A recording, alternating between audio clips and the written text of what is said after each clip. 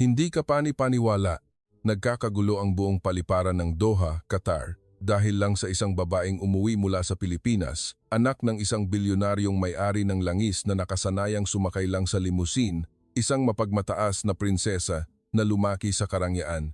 Pero nang araw na iyon, kalmado siyang nag-text sa kanyang mga magulang na mag-isa siyang mag-LRT, MRT pa uwi. Isang pahayag na nagpatamlay sa buong pamilya na nagtanong sa mga magulang kung nakakahawa ba ang kahirapan. Ano nga ba ang itinuro sa kanya ng 3 taon sa Pilipinas?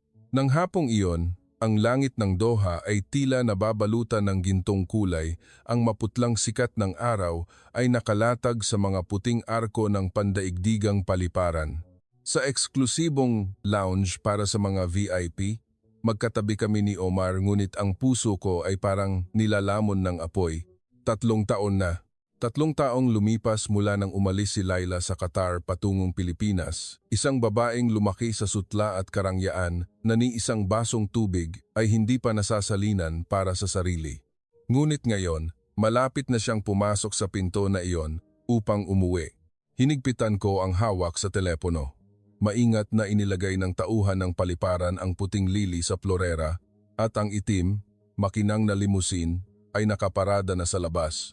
Nakatayo ng tuwid ang driver at naghihintay na rin si Samir, ang bodyguard, para protektahan ang aming anak gaya ng dati. Ang lahat ay perpekto, tulad ng nararapat sa pagtanggap sa isang dalaga ng pamilya Al-Mansur. Bigla, nag-vibrate ang telepono ko, isang text mula kay Laila.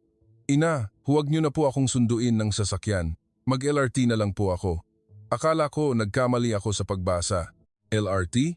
Sa Qatar, iyon ay para sa mga manggagawa, sa mga ordinaryong tao, hindi kailanman para sa mga anak ng mayayaman. Ang puso ko ay kumabog ng malakas hanggang sa nanginginig ang kamay ko. Ibinigay ko kay Omar ang telepono at isang salita lang ang nasabi ko, "Tingnan mo." Nanatiling nakatayo si Omar matapos niyang basahin. 1 minuto at pagkatapos ay 2 minuto. Naghintay ako ng paliwanag, naghihintay na sabihin niyang nagbibiro lang ito. Ngunit dumating agad ang pangalawang mensahe. "Seryoso po ako, ina, kaya ko na pong umuwi mag-isa." Napaupo ako sa upuan, nasikipan ng dibdib. 3 taon lang, 3 taon lang sa Pilipinas, at ang aking anak ay biglang nais ng talikuran ang lahat ng dating pag-aari niya. Ang karangyaan, ang proteksyon, ang mga pribilehiyong pinangalagaan ng aming pamilya sa maraming henerasyon. "Mahal," huminga ako, nanginginig ang boses. Baka nakahawa na sa kanya ang kahirapan. Inilagay ni Omar ang kamay niya sa balikat ko, ngunit puno rin ng pagkalito ang mga mata niya. Sa labas ng paliparan, nakaparada pa rin ang limusin, makinang at tahimik. Sa kauna-unahang pagkakataon sa buhay ko, naramdaman kong ang aming marangyang tahanan ay tila lumalayo sa puso ng aming kaisa-isang anak. Nang gabing iyon, nang tumama ang kamay ng orasan sa 7:00, nakaupo pa rin ako sa malaking sopa. Ang malawak na sala ay napakatahimik at ang gintong ilaw ay nagliliwanag sa malamig na marmol na dingding. Ngunit ang puso ko ay nag-aapoy. 3 taon ng patuloy na paghihintay. Ngunit ang sandali ng pagbabalik ng aking anak ay hindi tulad ng naisip ko. Walang bodyguard na nagbukas ng pinto ng limusin. Walang Laila na nakasuot ng napakagandang damit. Walang pagmamataas na nakasanayan kong makita sa lahat ng mga nakaraang taon. Ang natira lang ay isang katahimikan na halos hindi ko makilala ang sarili ko. Naglakad si Omar pabalik-balik sa harap ng malaking bintana na nakatanaw sa hardin. Bihira siyang magpakita ng emosyon, ngunit ngayong gabi, ang mga mata niya ay nag-aalala, hindi maitago ang pagkalito. Nakatayo si Samir, ang bodyguard, sa pinto. Ang mukha ay hindi mabasa, nailing lang siya. Nagpumilit si Laila na mag-isa siyang mag-LRT, MRT, ayaw niyang may sumama sa kanya. Tiningnan ko ang orasan. 1 oras na ang lumipas at pagkatapos ay 2 oras. Ang Doha ay isang modernong lungsod, maayos ang takbo ng tren, ngunit bakit hindi pa rin mapakali ang aking puso? Biglang tumunog ang doorbell, isang mahinang ding. Nagmamadaling tumakbo ang katulong upang magbukas. Tumayo ako agad. Ang puso ko ay halos tumalon sa aking dibdib. At nang magbukas ang pinto, natigilan ako. Nakatayo sa harap ng pinto si Laila, ang aking anak, Ngunit hindi ang Layla na naalala ko, hindi ang dalagang nakakulot ang buhok, may pulang lipstick, at punong-puno ng gintong pulseras, kundi isang simpleng babae, nakabuhol ng maayos ang buhok sa likod ng kanyang ulo, walang makeup, ang balat ay tila tanned mula sa araw. Nakasuot siya ng madilim na jeans at isang simpleng puting t-shirt. May dala siyang maliit na maleta, walang branded na bag, walang alahas, walang kahit kaunting karangyaan. Ang buong pagkatao ni Layla ay naglabas ng kakaibang liwanag, magaan, simple, ngunit maganda at nakakaantig. Bahagya siyang yumuko, magkalapit ang mga kamay sa harap ng kanyang dibdib at nagsalita ng napakahina ngunit puno ng paggalang. "Magandang gabi po, Inay. Itay, nakauwi na po ako. Diyos ko, ilang taon na ang lumipas mula nang huli kong marinig ang Inay, Itay mula sa bibig niya. Dati, sanay siyang magsabi ng mga maikling pangungusap, uwi na ako. Buksan ang pinto, Inay. Gutom ako." Ngunit ngayon, ang boses niya ay malambot na parang sutla. 3 taon lang sa Pilipinas. At ang aking anak ay biglang nagbago. Ang katulong ay tumakbo upang tulungan siya sa maleta, ngunit ngumiti si Layla at pinigilan ito. "Wag na po, kaya ko na po." Nabigla ako. Ang Layla noon ay hindi man lang kailanman nagdala ng sarili niyang maliit na handbag. Kapag pumupunta siya sa paaralan, may nagpupunas pa ng alikabok sa kanyang upuan bago siya umupo. Ngunit ngayon, kinaladkad niya ang maleta at maayos na inilagay ang sapatos sa sulok ng pinto, tila isang ugali na matagal nang nakatanim. Tiningnan ko si Omar at tiningnan din niya ako. Walang sinuman sa aming mag-asawa ang nakapagsalita. Pumasok si Layla sa sala at umupo sa silya sa tapat namin. Ang ngiti niya ay magaan, parang sikat ng araw sa umaga sa kanyang mukha. "Kumusta sa Pilipinas, anak?" Maingat kong tanong. Bahagyang ikiniling ni Layla ang kanyang ulo, ang mga mata niya ay may kakaibang kinang. "Marami po akong natutunan, Inay. Sobra po, hindi ko alam kung saan ako magsisimula." Tiningnan ko siya ng matagal. May isang bagay sa mga mata niya na nagpabigat sa aking puso sa isang kakaibang paraan. Ang dating kayabangan ay ganap na nawala, pinalitan ng sinseridad, isang bagay na dalisay at hindi mabibili ng kayamanan. Mahinang nagtanong si Omar, "Kumusta ang pagsakay sa LRT, MRT?" Ngumiti si Layla, tila nagkukuwento ng isang maliit na kaligayahan. "Napakadali po, Inay, at nagawa ko ang lahat ng mag-isa. Nagpapadama po iyon sa akin ng kalayaan."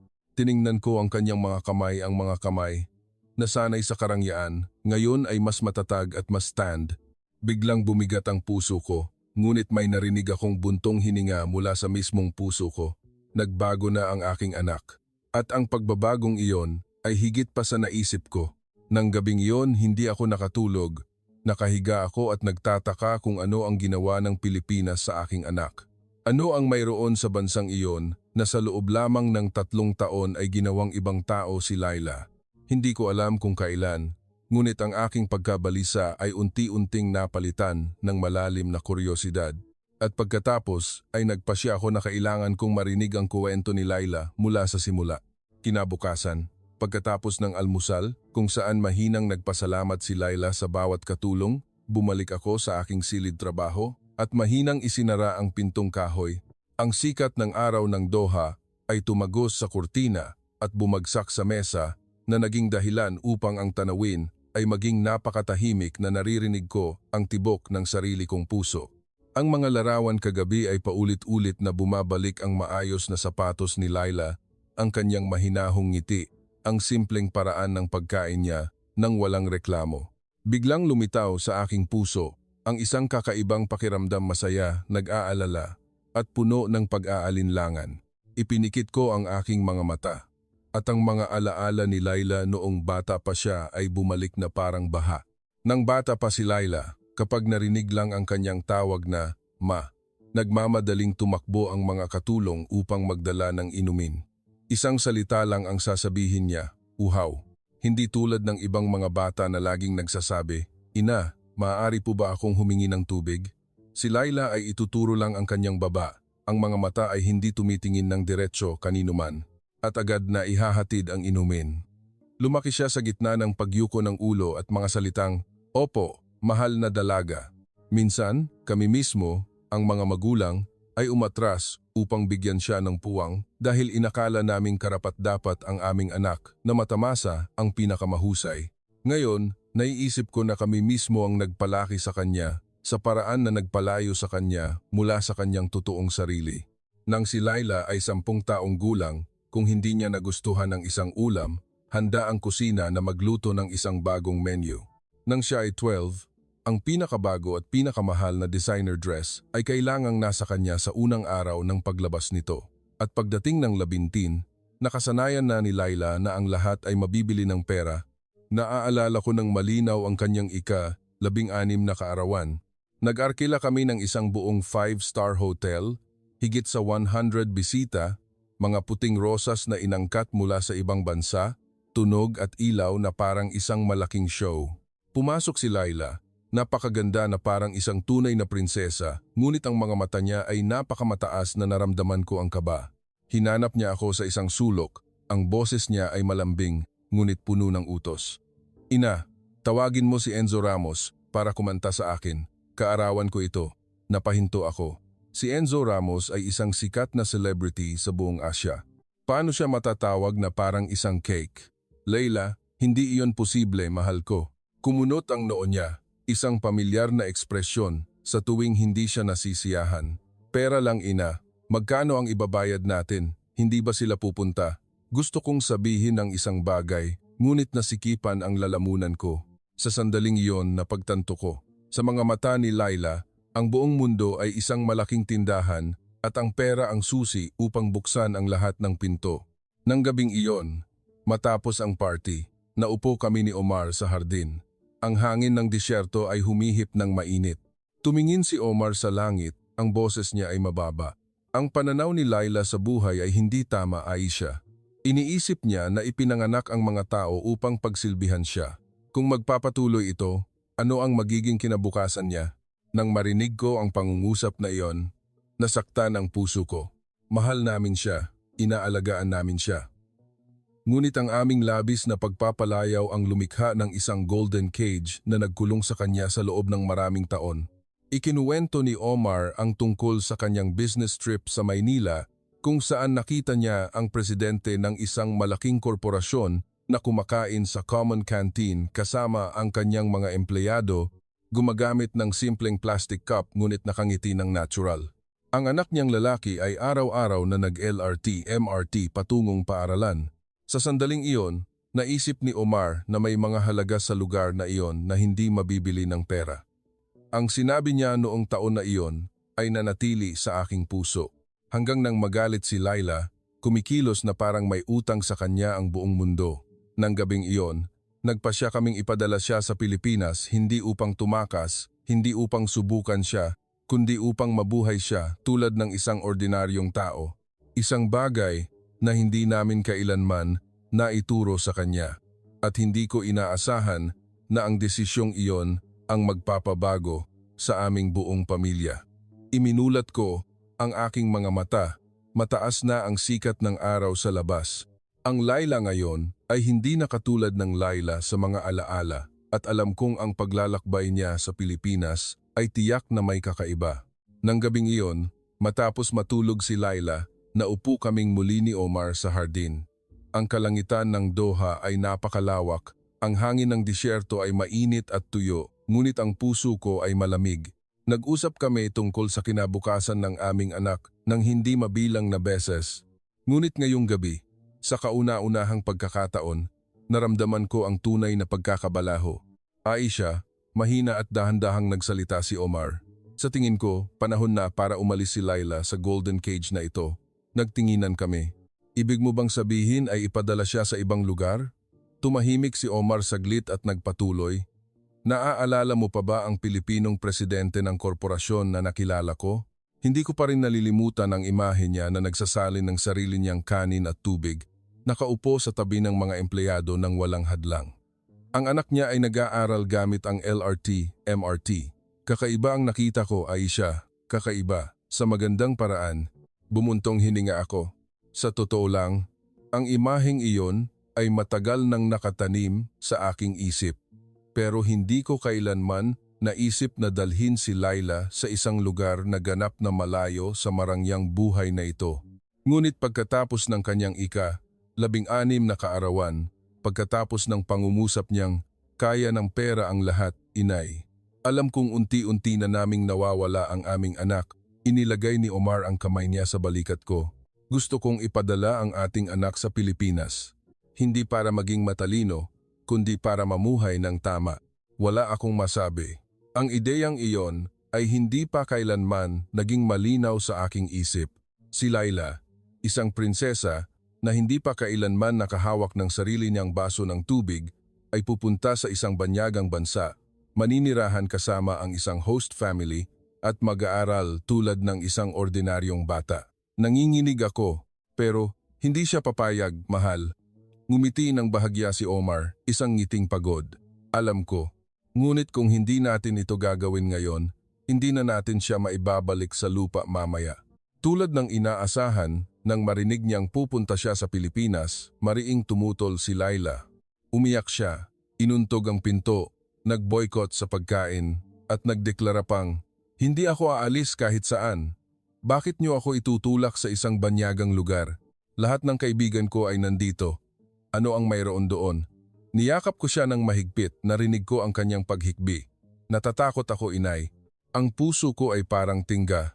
Ngunit alam kong, kung hihina ang loob ko, hindi kailanman magiging matanda ang aming anak. Pinunasan ko ang aking mga luha. Laila, sinubukan kong panatilihing mahina ang aking boses sa Maynila. Baka makita mo si Enzo Ramos mo. Natigilan si Laila. Tumigil siya sa pag-iyak, hindi siya sumang-ayon, ngunit hindi na rin siya tumutol. Sa sandaling iyon, alam kong binuksan ko ang isang pinto. Nang umalis si Laila, handa na ang maliit na maleta niya, nasa mesa ang pasaporte, ang kanyang silid ay napakaayos na hindi ako nangahas pumasok. Nakasuot siya ng puting blouse. Nakabuhol ng maayos ang buhok, ang imaheng iyon ay nagpadama sa akin na napakaliit ni Laila. Pagdating sa paliparan, nang ipaalam ng tauhan na oras na para sumakay, lumingon si Laila. Ang mga mata niya ay mapula. Inay, paano kung mamiss ko ang bahay? Niyakap ko siya ng mahigpit at bumulong sa kanyang tenga. Sige lang kung mamiss mo. Ngunit marami kang matututunan, anak. Magiging mas matatag ka, naniniwala ako. Humikbi si Laila at tumango. Nang mawala ang anino niya sa likod ng security check, hindi ko napigilan ang aking mga luha. Mahigpit na hinawakan ni Omar ang kamay ko. Ang boses niya ay nanginginig. Magiging maayos siya. Maniwala ka sa akin. Hindi ako sumagot. Ngunit sa puso ko, alam kong nang araw na iyon, hindi lang si Laila ang pumasok sa isang bagong mundo, kundi pati na rin kami. Kami, ang mga magulang, ay pumasok din sa ibang paglalakbay, ang paglalakbay ng pag-aaral na magmahal ng tama sa aming anak. Sa mga unang araw matapos umalis si Laila sa Qatar, ang malaking bahay ay biglang naging napakatahimik. Naglalakad ako pabalik-balik sa mga silid na puno ng ilaw, naglalakad sa mahabang koridor na may marmol, ngunit ang puso ko ay mabigat. Tuwing dumadaan ako sa silid ng aming anak, kailangan kong huminto ng ilang segundo. Ang pinto ay bahagyang nakabukas, ang kurtina ay gumagalaw sa hangin. Ang lahat ay nagpapaalala sa akin ng pangungulila na nagpasakit sa aking puso. Sa silid na iyon, ang pamilyar na amoy ng pabango ni Laila ay nananatili pa rin, na nagpapadama sa akin ng lalong pagkabalisa. Inakala ko na sa pamumuhay sa isang banyagang bansa tulad ng Pilipinas, tatawag si Laila ng tuloy-tuloy, iiyak, magrereklamo, at magmamakaawa na umuwi. Ngunit hindi.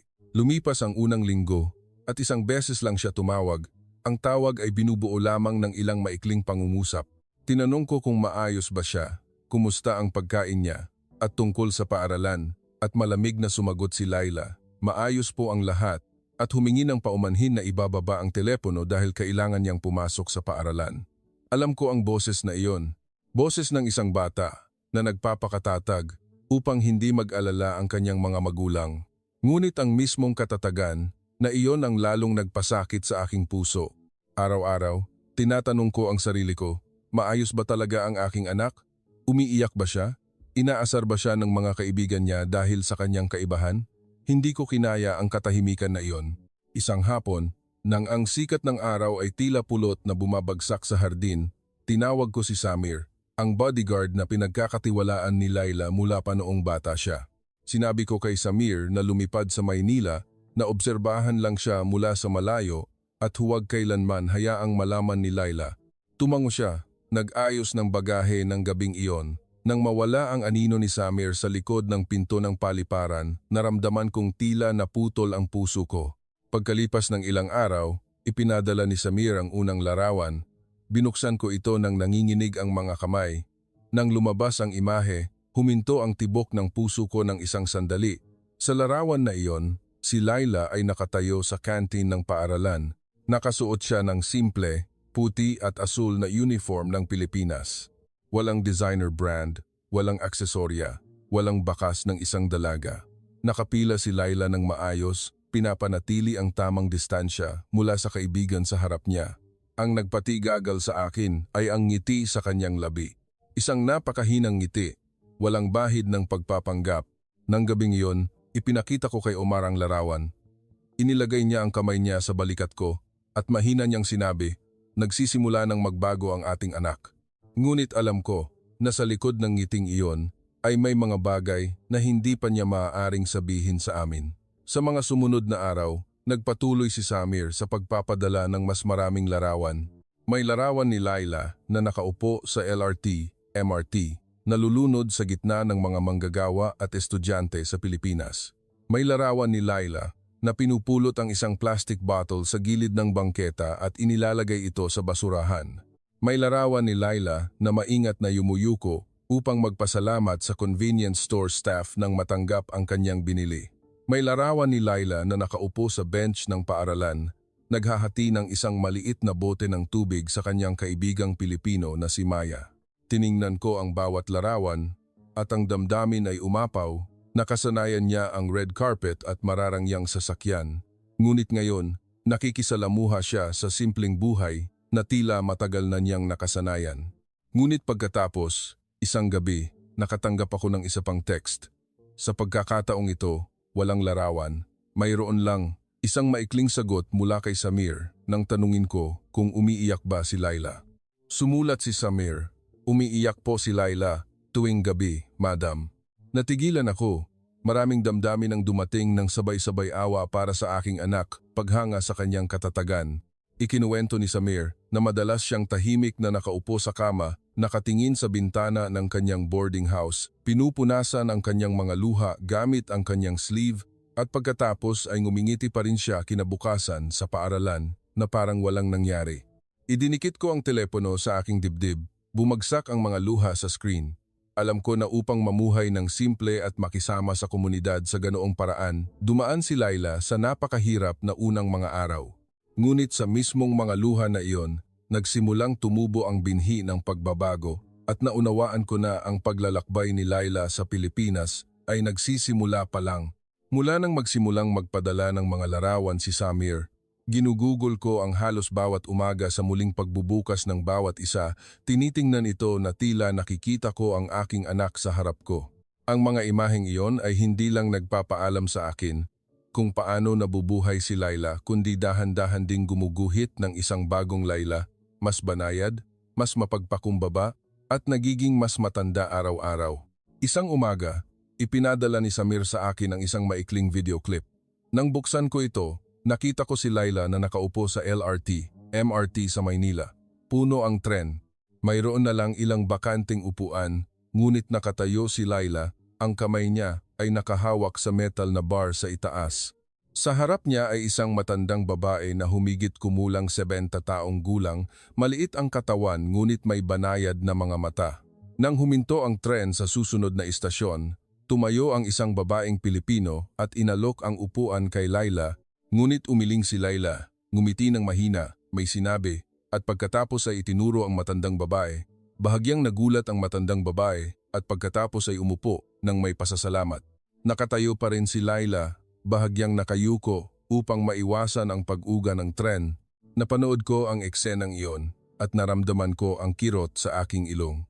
Ang Laila noon huwag nang pag-usapan ang pag-aalok ng upuan, hindi niya kailanman kinaya ang matagal na pagtayo. Ngunit ngayon, Sa gitna ng mga simpleng Pilipino, kumilos siya ng may ganoong pagiging natural na tila may nagpapagaling sa aking puso. Isang araw, nagpadala si Samir ng larawan ni Laila na nakaupo sa ilalim ng malaking puno ng akasya sa bakuran ng paaralan. Maayos na nakabuhol ang buhok niya, ilang hibla ang gumagalaw sa hangin. Hawak ni Laila ang kanyang lunchbox na inihanda ng host family. Binuksan niya ang takip ng kahon, hindi nagalit, hindi nagreklamo, ngunit kumakain ng dahan-dahan, paminsan-minsan ay ngumingiti sa kanyang mga kaibigan. May isang batang Pilipino na nakaupo sa tabi niya, marahil si Maya, na nag-alok kay Laila ng isang pakete ng hiniwang prutas. Masayang tinanggap ni Laila, yumuko upang magpasalamat. Ito ang unang pagkakataon na nakita ko siyang magpasalamat ng may tunay na damdamin, ngunit ang pinakanagulat sa akin ay ang larawang kinunan ni Samir pagkatapos ng klase. Naglalakad si Laila sa bangketa. Yumuko siya upang pulutin ang isang plastic bag na nahulog ng isang tao at inilagay ito sa basurahan ilang hakbang ang layo. Napakasimple ng pagkilos na iyon, ngunit para kay Laila noong nasa Qatar, bihira siyang yumuko para pulutin ang isang piraso ng basura. Ngunit ngayon, ginawa niya ito ng natural na tila ang pagkilos na iyon ay naging bahagi na ng kanyang nakasanayan. Umupo ako ng matagal, nakatingin sa larawan. Bigla akong napangiti. Isang ngiti na marahil ay matagal ko nang hindi nararamdaman, hindi dahil may ginagawa si Laila na malaki, kundi dahil nakita ko na nagsimula siyang yumuko, magtingin sa ibaba kung saan naroroon ng maliliit ngunit mainit na bagay. Nang umuwi si Omar ng gabing iyon, ipinakita ko sa kanya ang bawat larawan. Wala siyang sinabi, umupo lang siya ng tahimik at pagkatapos ay huminga ng mahina. Ang boses niya ay malalim ngunit mainit. Nagsimula nang matuto si Laila na mamuhay bilang isang tunay na tao. Tumango ako, ngunit may naramdaman pa rin akong kirot sa puso dahil ang bawat pagbabago ni Laila ay binayaran ng mahabang gabi ng tahimik niyang pag-iyak. Ngunit dahil din dito, lalo ko siyang hinangaan hindi sumuko, hindi bumalik. Pinili ni Laila na manatiling matatag sa gitna ng mga bagay na ganap na banyaga. Nang makita ko siya sa puso ng Maynila, napagtanto ko na talagang binuksan ng bansang iyon ang pinto para sa kanya na hindi namin kayang buksan. Isang pinto na nagdala kay Laila sa pagiging simple, sa kabaitan, sa mga halaga na hindi niya kailanman nalalaman. At naunawaan ko na ang lahat ay simula pa lang. Mahaba pa ang daan ni Laila sa Pilipinas, maraming pagsubok at marami ring kaligayahan na naghihintay. Unti-unti siyang nagiging tao na hindi ko inaasahan. Mula sa mga larawang ipinadala ni Samir. Alam kong nagkaroon si Laila ng bagong kaibigan at ang kaibigan na iyon ay si Maya, isang batang Pilipino na may banayad na itim na mga mata at napakadalisay ng ngiti. Binanggit ni Laila si Maya sa isang video call pagkalipas ng halos kalahating buwan. Ang tono ng boses niya noon ay kakaiba, mas magaan at mas sinsero. Ina, napakabait po ni Maya. Marami po akong natututunan sa kanya. Nagulat ako. Isang bata na sanay na pinagsisilbihan sa bawat aspeto, ngayon ay pinupuri ang kanyang kaibigan sa ganoong simpleng paraan. Ngunit nang dumating ang biyahe sa probinsya ni Maya, doon ko lang talaga naintindihan kung bakit. Nang araw na iyon, inanyayahan ni Maya si Laila na magbakasyon sa bahay ng lola niya sa probinsya sa dulo ng linggo. Ikinuwento ni Laila na noong una ay nag-alinlangan siya dahil sa kanyang isip, ang salitang probinsya ay laging nauugnay sa kahirapan at kakulangan. Ngunit sinabi ni Maya nang may pagmamalaki, napakaganda ng aming probinsya, ngayong season, luntian ang palayan, na presko, Laila. Sumang-ayon si Laila na sumama. Sumakay sila sa isang bus mula Maynila patungo sa isang probinsya malapit sa ilog sa Hilagang Pilipinas. Umupo si Laila sa tabi ng bintana. Tiningnan niya ang mga kalsada na unti-unting lumalawak sa harap niya. Sa paglayo nila sa lungsod, nawala ang matatayog na gusali, pinalitan ng mahabang dike, luntiang palayan, mga puno ng kapok na pula, at ang mga lumang bahay na may bubong na magkakasamang payapa. Bumaba si Laila sa maliit na terminal, pumasok ang hangin ng probinsya sa kanyang mukha, dala ang amoy ng dayami. Nanatili siyang nakatayo, hindi inaasahan na ganoon kasaya ang pakiramdam. Dinala ni Maya si Laila sa maliit na kalsada na papasok sa nayon. Si Lola Elena, ang lola ni Maya, ay naghihintay na sa harap ng gate. Ang lola ay may puting buhok, maliit ang katawan ngunit may banayad na mga mata. Ngumiti siya ng may gums. Tiningnan si Laila na parang sariling apo. Pasok na, iha. Napakainit dito, madali kang mainitan. Ang simpleng pangungusap na iyon ay nagpabigla kay Laila. Walang sinuman sa Qatar ang nagsalita sa akin ng may ganoong pagmamahal. Dinala ni Lola Elena ang dalawa sa bahay, nagsalin ng salabat, at pagkatapos ay sinimulan ang paggawa ng bibingkang saging. Mausisa si Laila na tiningnan ng lola na nagluluto, ang bawat galaw ay dahan-dahan at tiyak, hindi nagmamadali, hindi nag-aalala, lahat ay nababalutan ng pagiging simple. Nang hapong iyon, dinala ni Maya si Laila sa palayan. Umupo silang dalawa sa gilid ng palayan. Ang mga paa ay umuugoy sa ritmo ng hangin. Ikinuwento ni Maya ang tungkol sa kanyang pagkabata, tungkol sa mga araw na nagbibisikleta siya sa paaralan, tungkol sa tanghali ng tag-araw na nagtatago sa ilalim ng bubong ng bahay ng kapitbahay.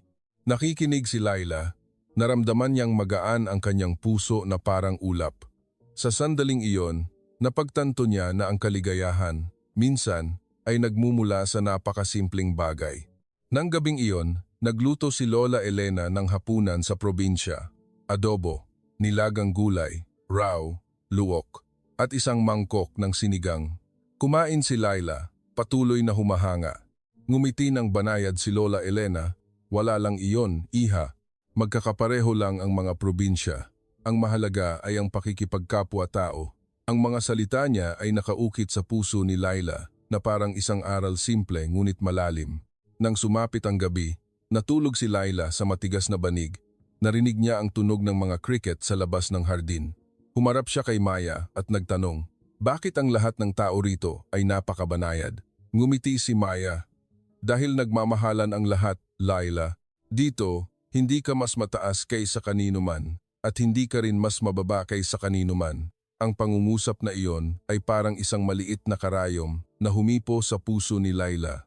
Nakasanayan siyang tumayo sa mataas na lugar, ngayon lang niya naintindihan na ang paggalang ay hindi nagmumula sa pera kundi sa puso ng tao. Nang bumalik siya sa Maynila kinabukasan, tiningnan ni Laila ang mataong lungsod ng may ibang mga mata. Nagsimula siyang magmano gamit ang kanyang dalawang kamay, bahagyang yumuko kapag nagpapasalamat at nagsabi ng paumanhin sa tuwing hindi niya sinasadyang mabangga ang isang tao. Sinabi ni Maya na normal lang iyon. Ngunit para kay Laila, iyon ay isang buong paglalakbay ng muling pagsisimula. At alam ko na ang biyahe sa probinsya na iyon, ang naging punto ng pagbabago na nagpabago sa aking anak. Pagkatapos ng biyahe sa probinsya ni Maya, si Laila ay tila nabuksan sa isang bagong pinto. Mula sa pagiging mahiyain, laging nagpapanatili ng hindi nakikitang distansya sa iba, unti-unti siyang nagbago. At pagkatapos, buwan sa buwan, season sa season, 3 taon ang lumipas nang hindi namin napapansin. Nang makita ko ang mga larawang ipinadala ni Samir, pagkatapos nito, unti-unti kong naunawaan na si Laila ay talagang naging malapit sa Pilipinas, sa host family at sa mga araw na nabuhay doon na parang pangalawang bayan niya. Sa umaga sa Maynila, madalas na mas maagang gumising si Laila kaysa sa iba. Tinutulungan niya si Aling Linda na mag-ayos ng gulay, maghugas ng bigas, o maghanda ng kanyang lunchbox para sa paaralan. Maraming beses kong narinig siyang nagkukuwento tungkol sa tunog ng tandang na tumutuka sa kalye, ang tunog ng bus na dumadaan, ang amoy ng mainit na tinapay na itinutulak ng vendor sa gate ng paaralan tuwing umaga. Napakaliit na mga bagay, ngunit sinasabi niya ito nang may pagmamahal na nagpainit sa aking puso. Isang tanghali, sa isang video call, nakita ko si Laila na nakatayo sa tabi ng washing machine ng host family, basa ang kamay, ang kanyang t-shirt ay may detergent. Nagulat ako at napatawa. Ang aking anak, na alam lang ang magbigay ng utos, ngayon ay naglalaba ng sarili niyang damit. Nahihiyang ngumiti si Laila. Inay, hindi ko po alam kung paano gawin noong una. Masyadong marami po akong inilagay na detergent, puno ng bula ang damit. Nailing lang si Aling Linda. Narinig ko iyon at naramdaman ko ang pagmamahal at pagmamalaki. Hindi na siya nagagalit kapag tinutuwid, tulad noong dati. Sa halip, tinitingnan ni Laila ang mga pagkakamaling iyon bilang bahagi ng pagiging matanda. Sa loob ng 3 taong iyon, mabilis ding natuto ng Tagalog, Filipino si Laila. Sinabi niya na ang Tagalog ay maraming tono, tumataas at bumababa na parang kanta. Tuwing gabi, habang kumakain ng pamilya, madalas siyang nalilito dahil sa maling pagbigkas na nagpatawa sa lahat, ngunit tumatawa rin siya at sinasabing ang bawat maling pagbigkas ay isang hakbang na mas malapit sa pag-unawa sa bansang ito. Ikinuwento ni Laila na ang guro niyang Pilipino ay napakatiyaga, pati na rin ang kanyang mga kaibigan. Itinuro nila sa kanya ang bawat titik, bawat pagbati, bawat magalang na paraan ng pagsasalita na itinuturing ng mga Pilipino na normal. Malinaw niyang naaalala, tuwing may magsasabi ng salamat, naramdaman ni Laila na lalong umiinit ang kanyang puso. Isang araw, inirehistro ni Maya si Laila na sumali sa isang Tagalog Public Speaking Club. Sa una ay nanginginig siya, patuloy siyang nauutal sa harap ng klase. Ngunit ang kakaiba ay hindi siya nahiya. Tiningnan niya ang mga kaibigan niya, tumawa at yumuko upang magsimulang muli. Nang pagkakataong iyon, pinuri ng guro si Laila na sapat na ang kanyang pagsubok. Naluha ako nang marinig ko iyon. Sa isang banyagang lugar, tinuruan nila ang aking anak ng isang bagay na hindi niya natutunan sa buong buhay niya ng karangyaan. Ang mga has na magkamali, ang mga has na magsimulang muli. Mahal na mahal din siya ni Lola Elena, na parang sarili niyang apo. Tuwing dulo ng linggo, bumibisita si Laila sa lola. Umupo siya, nagbabalat ng mani kasama ang lola. Narinig niyang nagkukuwento ang lola tungkol sa lumang panahon, tungkol sa giyera, tungkol sa baryo. Dahan-dahan ang boses ni Lola Elena, ngunit gustong-gusto siyang pakinggan ni Laila. Sinasabi niya na kapag naririnig niya ang kwento ng lola, naramdaman niyang nagiging mas maliit siya, mas banayad, at mas nauunawaan kung bakit pinahahalagahan ng mga Pilipino ang pakikipagkapwa-tao ng ganoon. Minsan, tinanong ko siya kung gusto ba niyang umuwi sa Qatar para sa summer break. Hindi, inay, may plano pa po ako sa aking mga kaibigan. Pakiusap po, hayaan niyo po akong manatili pa. Nalungkot ako, ngunit naunawaan ko. Nakahanap siya ng isang lugar na nagpapadama sa kanya ng pagiging kabilang. 3 taon ang lumipas, si Laila ay hindi na ang dalaga ng pamilya Almansur. Siya ay si Laila ng Maynila, ng mga umaga na nakaupo sa likod ng bisikleta ni Maya, ng mga hapon na nakikinig sa ulan na bumabagsak sa bubong na yero, ng mga gabi na bumibisita kay Lola Elena upang kumain ng mainit na lugaw. At alam kong niyakap ng Pilipinas ang aking anak nang may lahat ng kabaitan na kailangan ng isang nawawalang bata. Nang ipinaalam ni Laila na babalik siya sa Qatar upang maghanda para sa kolehiyo, akala ko matutuwa ako ng husto. Ngunit nang makita ko siyang nakatayo sa paliparan ng Maynila sa video call, kinaladkad niya ang kanyang maliit na maleta at sa likod niya ay mga Pilipino na nagbabatian ng may paggalang. Biglang bumigat ang aking puso. Labis na siyang kabilang sa lugar na iyon. Nang lumapag ang eroplano sa Doha, nakatayo kami ni Omar sa special lounge. May hawak na puting bouquet ng bulaklak, ngunit ang aming anak ay hindi lumabas sa priority gate at hindi rin siya lumabas sa mga daanan para sa mga premium passenger tulad ng dati. Pagkalipas ng ilang sandali, nakatanggap ako ng maikling text. Huwag niyo na po akong sunduin, inay. Masasanay po ako sa pag-LRT, MRT. Gusto ko pong mag-isa akong makahanap ng daan pa uwi. Sa sandaling iyon, natigilan ako. Hindi ko alam kung magagalit ba ako o maaawa. Tiningnan ako ni Omar, mahina siyang umiling. Senyales na hayaan siyang mag-isa. At pagkatapos, tulad ng isang hangin na may dalang hininga ng Pilipinas, kumatok si Laila sa pinto ng bahay ng hapon na. Binuksan ko ang pinto at nakita ko siyang nakatayo roon. Nakasuot si Laila ng simpleng jeans at puting t-shirt na nakita ko sa larawang ipinadala ni Samir. Walang alahas, walang designer shoes, walang anumang bakas ng marangyang buhay. Yumuko siya, magkalapit ang mga kamay sa harap ng kanyang dibdib, sa paraan ng pagbati na nakita kong ginagawa ng mga Pilipino bilang paggalang. Magandang gabi po, inay, nakauwi na po ako. Ang boses ni Laila ay malambot na parang hangin sa umaga. Nasikipan ang lalamunan ko at niyakap ko lang siya ng mahigpit. Ang pakiramdam ay parang niyayakap ko ang isang ganap na ibang bata, hindi na ang mapagmataas na prinsesa noon. Pagkapasok niya sa bahay, Agad na yumuko si Laila, nagtanggal ng sapatos at maayos na inilagay sa sulok ng pinto. Tatakbo sana ang katulong upang kunin ang maleta niya, ngunit ngumiti si Laila at umiling, "Ako na lang po ang gagawa." Sa Pilipinas, inay, sanay na po ang mga tao na gawin ang maliliit na bagay na iyon ng mag-isa. Ang simpleng pangungusap na iyon ay nagpalambot sa aking puso na parang tubig. Tiningnan ko si Omar. Ngumiti lang siya ng banayad. Ang mga mata niya ay may bahid ng pagmamalaki sa hapunan. Napaka-natural na umupo si Laila sa mesa. Nang ilagay ng katulong ang mangkok ng soup sa harap niya, bahagya siyang yumuko. "Salamat po." Halos mahulog ang hawak kong kutsara. Gaano nakatagal mula nang huli kong narinig ang salitang iyon mula sa kanya? Ang salamat, ang pakiusap, ang mga simpleng bagay na nakalimutan namin nang hindi sinasadya sa gitna ng karangyaan. Kumain si Laila ng dahan-dahan, hindi maingay ang kutsara, hindi humihingi ng bagong ulam, hindi nagrereklamo tungkol sa alat o tamis tulad ng dati. Nang matapos ang pagkain, maingat niyang inilagay ang sarili niyang plato sa isang gilid. "Alam niyo po, inay, sa Pilipinas, pagkatapos kumain, bawat isa ay nagliligpit ng kanilang sariling parte. Sanay na po ako, kaya natural na po sa akin. Naluha ako, ang mga ugali na iyon. Itinuro ng mga Pilipino sa aking anak ang pagiging simple at ang pakikipagkapwa-tao nang walang anumang malaking aralin." Kinabukasan, bumaba ako sa kusina ng maaga, plano kong magtimpla ng sarili kong tsaa para kay Omar, ngunit nakatayo na roon si Laila. Lumingon siya, nakangiti ng maligaya. "Inay, gusto niyo po ba ng pandan tea o green tea? Sa Pilipinas po, ganito rin po ang iniinom ko tuwing umaga." Tiningnan ko ang figura niya na nakatayo sa tabi ng kettle. Ang kanyang hitsura ay kalmado at banayad na nagpainit sa aking puso.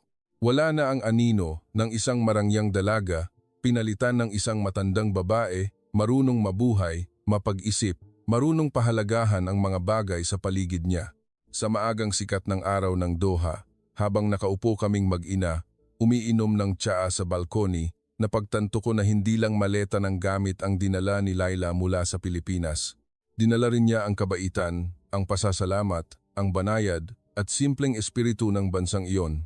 Hindi lang binago ng Pilipinas si Laila, itinanim din nito sa kanyang puso ang isang bagong paraan ng pamumuhay, at ang mga bagay na dinala niya ay nagsisimula na ring baguhin ang bahay na ito. Pagkatapos ng ilang araw na pagbabalik ni Laila, unti-unti kong napagtanto na hindi lang dinala niya ang mga ugali ng Pilipinas sa bahay, kundi dala niya rin ang isang bagong pananaw sa buhay. Hindi na niya gusto ang mga marangya at makinang na bagay tulad ng dati, ngunit gusto niya ang isang bagay na mas simple, mas magaan. At marahil dahil dito, isang umaga ay biglang nagmungkahi si Laila ng isang bagay na nagpatigagal sa amin ni Omar. "Inay, itay, maglakad po tayo papunta sa Doha downtown ngayon. At pagkatapos, sumakay tayo sa LRT MRT para magsaya." Tiningnan ko si Omar. Tiningnan niya ako. Pareho kaming natigilan dahil matagal na ang aming pamilya ay hindi gumagalaw gamit ang sarili naming mga paa. Mula sa bahay papunta sa lungsod, mula sa lungsod papunta sa restaurant, lahat ay sa pamamagitan ng sasakyan na may sariling driver.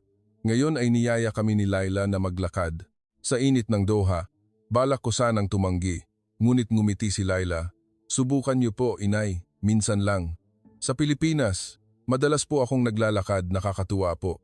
Ang ngiting iyon ay nagpahirap sa akin na tanggihan siya. Kaya umalis kaming tatlo sa bahay ng umaga nang sumikat ang araw sa puting mga arko. Ang mga lansangan ng Doha ay pamilyar, ngunit kakaiba. Sa kauna-unahang pagkakataon pagkatapos ng maraming taon, naramdaman ko ang init na nanggagaling sa kalsada. Ang tunog ng mga sasakyan na dumadaan, ang dahan-dahang pag-uusap mula sa maliliit na tindahan sa gilid ng kalsada.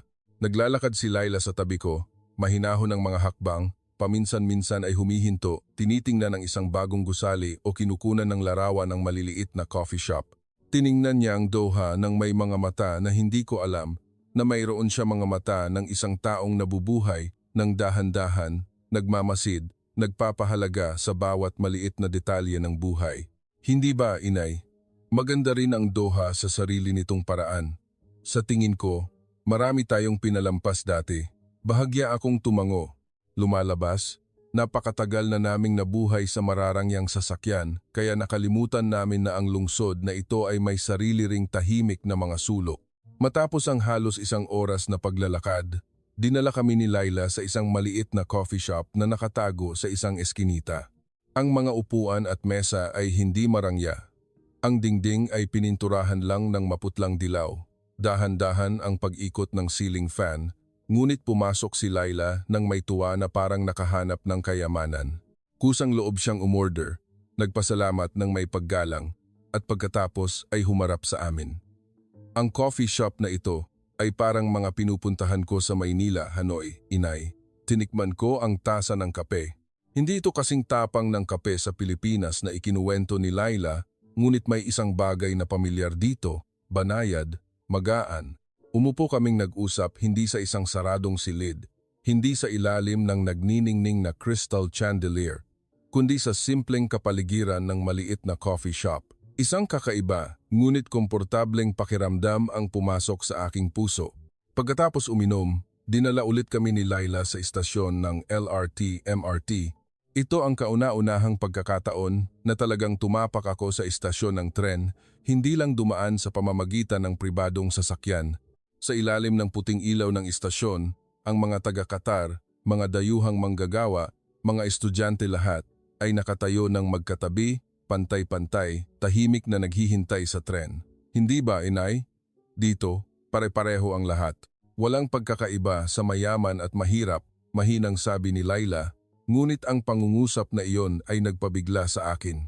Dahil sa maraming taon ng pamumuhay sa pribilehiyo, nakalimutan ko kung ano ang pakiramdam ng tumayo sa gitna ng ordinaryong tao. Ngayon ko lang ulit naramdaman. Nang dumating ang tren, hinawakan ni Laila ang kamay ko at dinala niya ako sa gitna ng maraming tao. Naramdaman kong mabilis ang tibok ng puso ko hindi dahil sa takot, kundi dahil sa isang kakaibang pakiramdam, ang pakiramdam ng pagiging bahagi ng buhay. Nakatayo si Omar sa likod, ngunit alam kong nararanasan din niya ang parehong bagay tulad ko. Bahagyang umuga ang tren, ang amoy ng aircon ay dumampi sa aming mga mukha. Nakatayo si Laila sa pagitan namin, ang mga mata niya ay nagniningning ng isang hindi maipaliwanag na kaligayahan. Hindi ba, Inay, masarap sumakay sa LRT, MRT? Ngumiti ako. Matagal na akong hindi ngumiti ng ganoon kabanayad. Sa sandaling iyon, naunawaan ko na hindi lang kami dinala ni Laila sa isang lakad. Dinala niya rin kami upang matutunan ang tamang paraan ng pamumuhay, ang simpleng buhay, ang totoong buhay. At lihim akong nagpapasalamat sa Pilipinas dahil itinuro niya iyon sa aming anak.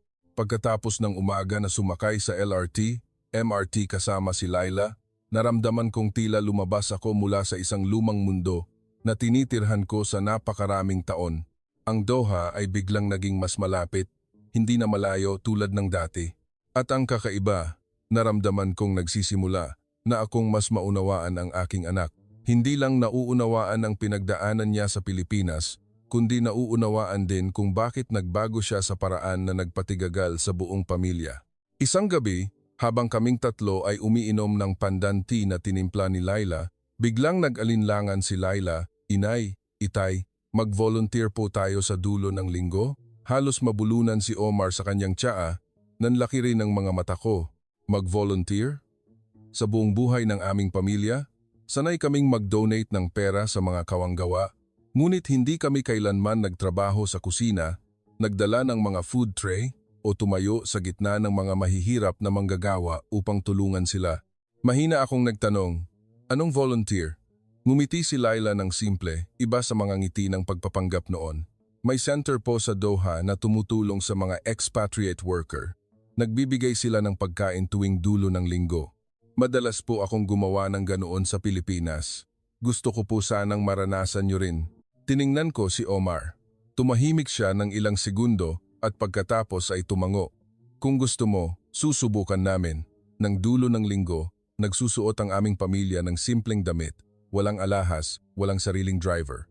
Sumakay kami sa lumang sasakyan ni Omar noong hindi pa siya nagtatagumpay. Nakaupo ako sa likod, kinakabahan at nag-aalala. Hindi alam kung ano ang gagawin ko. Magiging clumsy ba ako? Titingnan ba ako ng mga tao ng kakaiba? Nang makarating kami sa support center, isang youth coordinator ang lumabas upang bumati. Nakilala niya muna si Laila. Laila, matagal na tayong hindi nagkita. Ito ba ang mga magulang mo? Ngumiti si Laila. Ang boses niya ay puno ng pagmamalaki. Opo, dinala ko po sila upang tumulong ngayon. Ngumiti ng banayad ang coordinator at binigyan kami ng 3 maputlang asul na apron. Pumunta po kayo sa grupong ito, sir at ma'am. Tulungan niyo po kaming maghanda ng mga food tray at hatiin ang mga portion. Kinuha ko ang apron, medyo nanginginig ang kamay ko. Ngunit nang pumasok ako sa kusina, nakita kong nakatayo na si Laila sa tabi ng lababo, mahusay siyang naghuhugas ng mga kutsilyo. Ang eksenang iyon ay nagpabigat sa aking puso. Ang aking anak, na hindi man lang alam kung paano magbukas ng takip ng bote ng tubig, ngayon ay ginagawa niya ang mga bagay na tila simple ngunit talagang napakakahulugan. Tumulong si Omar sa pagbubuhat ng mga tray. Medyo clumsy siya sa simula ngunit unti-unting nasanay. Tumayo ako sa tabi ng malaking kaldero ng soup, nagsasalin ng bawat scoop sa maliliit na lalagyan. Ang init na nanggagaling sa soup ay nagpapula sa aking pisngi, ngunit ang puso ko ay nakadama ng kakaibang init. Nang pumila ang mga manggagawa upang kunin ang kanilang pagkain, yumuko sila upang magpasalamat. Isang matandang lalaki ang tumingin sa akin, ngumiti ng may gums. Salamat po ma'am, napakabait po ninyo. Natigilan ako ng ilang segundo. Wala pang sinuman ang nagpasalamat sa akin sa ganoong paraan. Isang tunay na pasasalamat, hindi dahil sa katayuan, hindi dahil sa kagandahang asal. Sa gitna ng mga mararangyang party, biglang naramdaman kong naluha ang aking mga mata. Pagkatapos ng halos 3 oras, nang matapos ang trabaho, umupo kami sa plastic chair upang magpahinga. Huminga ng malalim si Omar. Hindi niya inaasahan na ang paggawa nito ay magpapadama sa kanya ng gaan ng puso. Huminga rin ako. Ang pakiramdam ay parang nagbaba ako ng isang mabigat na pasanin mula sa aking balikat. Tiningnan kami ni Laila. Ang kanyang mga mata ay nagniningning ngunit puno ng pagmamalaki. Hindi ba, inay? Hindi dahil sa mayroon tayong pera o katayuan ang pag-volunteer, kundi dahil gusto nating tulungan ang isang tao gamit ang sarili nating mga kamay. Sa Pilipinas, natutunan ko na minsan, sa pagbibigay ng kaunting lakas, mas marami pa ang natatanggap mo. Hinawakan ko ang kamay ni Laila. Nauunawaan ko na anak, natutunan mo ang isang bagay na nakalimutan ng aming buong pamilya. Nang araw na iyon, pauwi na kami. Tumingin ako sa aking anak at nakita kong malinaw na hindi lang nagbago si Laila. Binabago niya rin ang aming buong pamilya at alam ko, ang susunod na mangyayari ay tiyak na mas magugulat pa sa amin. Ang kaarawan ni Laila, ng taon na iyon ay walang fireworks, walang marangyang party, walang mahabang hanay ng mga mesa na may puting tablecloth tulad ng mga nakaraang taon. Humiling lang siya ng hapunan ng pamilya na inihanda niya mismo. Nang inihanda ni Laila ang bawat ulam sa mesa, mula sa pansit hanggang sa lumpia, mula sa pinakbet hanggang sa mango dessert, natigilan ako hindi dahil sa perpekto ang pagkain, kundi dahil sa bawat lasa ay may bakas ng 3 taong paglago. Natapos ang pagkain, inilagay ni Laila ang maliit na cake sa gitna ng mesa, kumikinang ang ginintuang kandila, ngunit ang mukha niya ay mas maliwanag pa kaysa sa ilaw ng kandila.